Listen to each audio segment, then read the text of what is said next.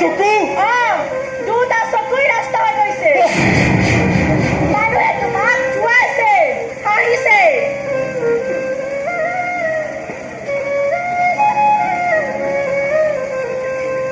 এতিয়া এতিয়া ভৰিৰ কি হ'ব তাইতো বহুত কষ্ট পাব মই কি কাম কৰি পেলালো ভগৱান মই কি কাম কৰি পেলালো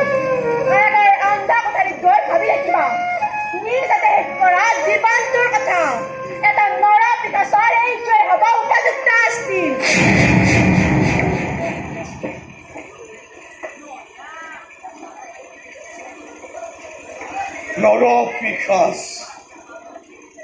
নৰ